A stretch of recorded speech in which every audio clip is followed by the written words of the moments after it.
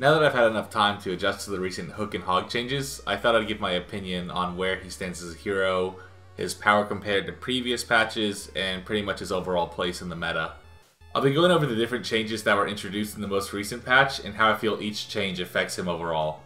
For those unaware, the most recent hog change saw his hook have an additional 2 seconds added to its cooldown, bringing it from 6 to 8 seconds overall. This is a nerf that many people have been asking for, and I actually see it as a fair change.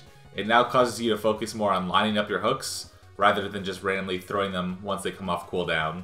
And while it is a straight up nerf to Roadhog, I don't really see it affecting his viability in any level of play.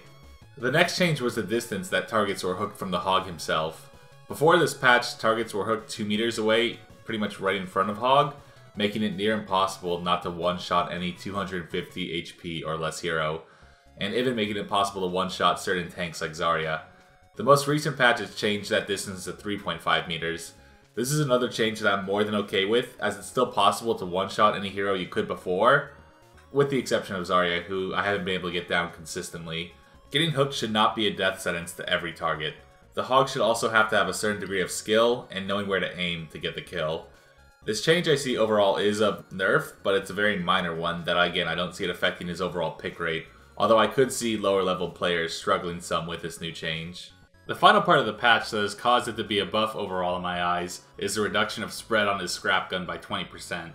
This means that both his left and right click shots are now more accurate and can do better damage from longer range. This change was implemented to adjust for the hook distance nerf and to make it still possible to one-shot heroes. Outside of his hook though is where he shines a lot more now. His gun feels just more satisfying to use, and while the hook is on cooldown, it doesn't feel like you're just a walking 600 HP ult charge for the other team. Blizzard, with this most recent patch, seems to have tried to shift Hog away from being a hero that can be played at all skill levels, towards having him more focused on relying on aim and rewarding players who have put in the hours to master him.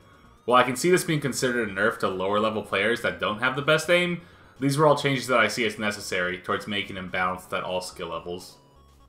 I thought I'd close out this video with where I see Hog standing overall and any future changes I'd like to see to the hero.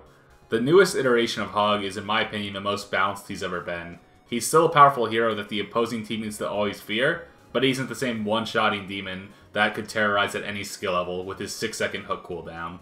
There are 2 changes that I would personally like to see implemented, one of which being a bug fix that has existed since Hook 2.0.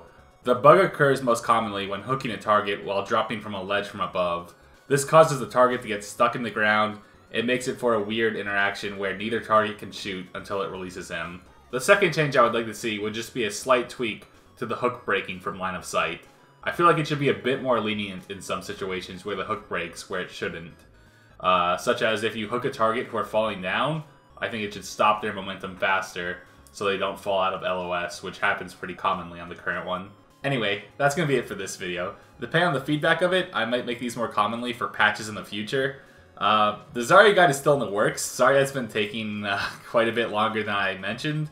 It should hopefully be done soon, but unfortunately I can't give like an exact time frame for it. Thank you guys all for watching though.